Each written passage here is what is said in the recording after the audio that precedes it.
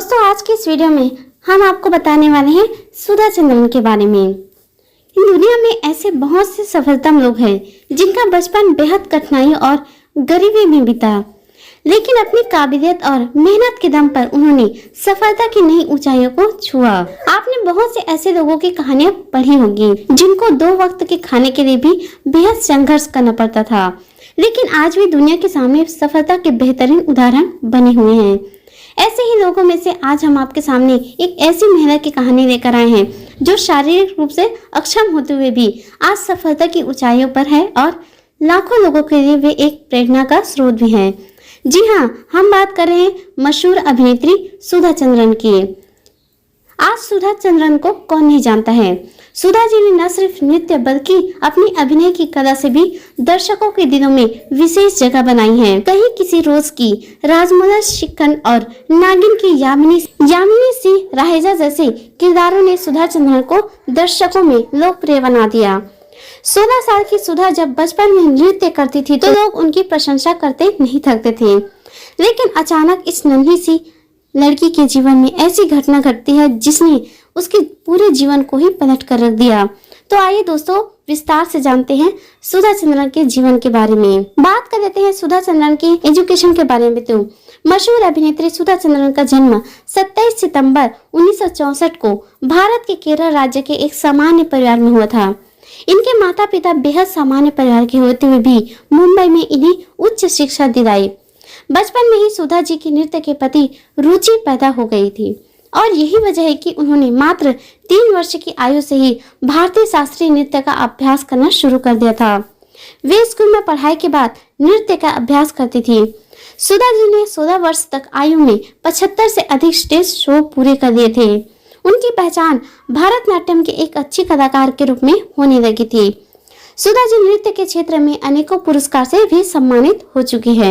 सुधा जी ने अपने माता पिता के साथ तमिलनाडु के तिरुचिरापल्ली स्थित मंदिर से लौट रही थी, तभी उनकी बस अचानक सामने आ रहे ट्रक से टकरा गई। इस दुर्घटना में बहुत से लोग घायल हुए थे, जिसमें सुधा जी भी शामिल थी। अस्पताल में डॉक्टरों ने सुधा जी के माता पिता को बताया कि इनकी एक पैर की हड्डी टूट गई है और इनके पैर में गैंग्रीन, जो एक प्रकार का संक्रमण होता है, वो हो चुका है।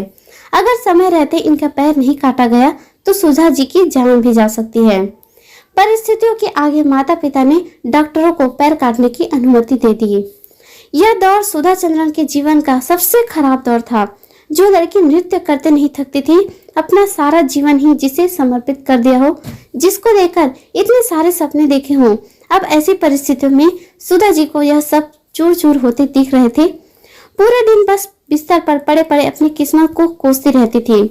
दिन रात डांसर बनने का सपना देखने वाली सुधा अब अपनी हालतों के आगे बेबस थी। सुधा जी की यह हालत देखकर इनके माता पिता भी परेशान रहने लगे। उनकी दृष्टि में अपनी बेटी का अंधकारमय भविष्य साफ साफ दिख रहा था।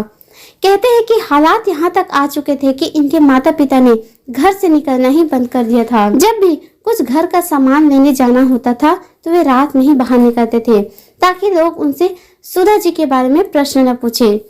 यह सब देखकर सुधा जी बेहद दुखी होती थी। ऐसे हालातों में सुधा जी ने प्रण ले लिया कि अब चाहे कुछ भी हो जाए, लेकिन जीवन में कुछ ऐसा करना है कि जिस पर माता पिता को मुझे अपनी बेटी कहने पर गर्व महसूस हो। सुधा ने नृत्य को फिर से अपनाने का फैसला किया। अस्पताल में ही लेटे लेटे सुधा जी ने अखबार में एक विज्ञापन देखा जिसमें चमत्कार पूर्ण पैर के बारे में लिखा था। डॉक्टर सेठी, जो दुनिया में सबसे सस्ता कृत्रिम पैर बनाने के लिए लोकप्रिय है, इसके साथ ही डॉक्टर सेठी ने इस क्षेत्र में अवार्ड भी प्राप्त किया है।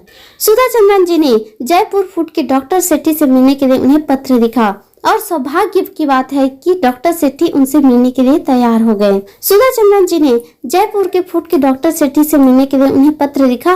जब पहली बार सुधा जी डॉक्टर सेठी से मिली तो वह पहला सवाल यही किया कि डॉक्टर, क्या वे जयपुर फूट की मदद से पहले की तरह दोबारा चल पाएगी? क्या वो फिर से पहले की तरह नृत्य कर पाएगी?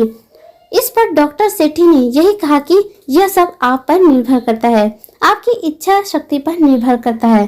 अगर आपकी पूरी इच्छा शक्ति से यह चाहते हैं कि ऐसा संभव है। सुधा जी के पैर का ऑपरेशन हुआ और उनको कृत्रिम पैर लगा दिया गया। धीरे धीरे समय के साथ साथ सुधा जी का हौसला बढ़ने लगा। अपने दुखद अतीत को भुलाकर सुधा जी ने अपने स्वर्णिम भविष्य की सर्च करने पर ध्यान देने लगी। वे नकली पैर की मदद से प्रतिदिन नृत्य का अभ्यास करने लगी। इस दौरान उन्हें बहुत दर्द भी होता था और कभी कभी उनके पैर से खून भी निकलने लगता था। बावजूद इन सब के उन्होंने अभ्यास करना नहीं छोड़ा। बेहद कठिन अभ्यास और मेहनत के चलते सुधा जी ने अच्छा नृत्य करने में सक्षम हो गई। अब समय सही मौका मिलने का है और दुनिया के सामने अपनी योग्यता को सिद्ध करने का। सुधा जी इसके लिए सही मौके के इंतजार में थी। लंबे इंतजार के बाद आखिर वो दिन आ ही गया जब सुधा जी को दुर्घटना के बाद पहले कार्यक्रम के लिए आमंत्रित किया गया। यह मौका था सेंट जेवियर्स कॉलेज में परफॉर्मेंस देने का और उस दिन के अखबार की हेडलाइन थी loses a foot walk a mile. इस तरह की हेडलाइन ने सुधा जी के हौसले को और भी बढ़ा दिया। पूरा शो लोगों की भीड़ से खचखचा भरा हुआ था। इतने लंबे समय बाद शो में परफॉर्मेंस करना सुधा जी के लिए यह पहला मौका था, इसलिए वे थोड़ी नर्वस भी थी, लेकिन वे किसी भी हालत में यह मौका गंवाना नहीं चाहती थी। जब सुधा जी ने पहली बार नकली पैर के साथ नृत्य किया तो पूरा सभागार तालियों की गड़गड़ाहट से गूंज उठा। यह बहुत से लोगों के लिए प्रेरणादायी था। सुधा जी का हौसला और जुनून का हर कोई कायल था। अपनी पहली परफॉर्मेंस में सुधा जी के चाहने वालों की संख्या कई गुना बढ़ गई। धीरे धीरे सुधा चंद्रन जी की लोकप्रियता बढ़ने लगी। उनके पिता ने सुधा जी के पैर छूते हुए कहा कि वे माता सरस्वती के चरणों में वंदना कर रहे हैं, क्योंकि उनकी बेटी ने असंभव कार्य को संभव कर दिखाया। सुधा जी रातों रात एक लोकप्रिय स्टार बन गई। सुधा जी की लोकप्रियता बढ़ने के कारण उनके संघर्ष और सफलता की कहानियां अनेकों पत्र पत्रिकाओं में छपने लगी। इसी दौरान लोकप्रिय फिल्म निर्माता रामोजी राव की नजर भी उनके संघर्ष पर पड़ी। रामोजी राव ने सुधा जी के जीवन से प्रेरित होकर उन पर फिल्म बनाने का निर्णय लिया। 1984 में तेलुगु में सुधा जी के जीवन पर आधारित फिल्म मयूरी फिल्म बनी, जिसमें मुख्य पात्र का रोल स्वयं सुधा जी ने निभाया था। इस फिल्म को दर्शकों ने ढेर सारा प्यार दिया। इस फिल्म में सुधा जी के नृत्य को भी दर्शकों ने खूब सराहा। तेलुगु फिल्म मयूरी का बाद में हिंदी वर्जन भी आया, जो नाचे मयूरी के नाम से आई।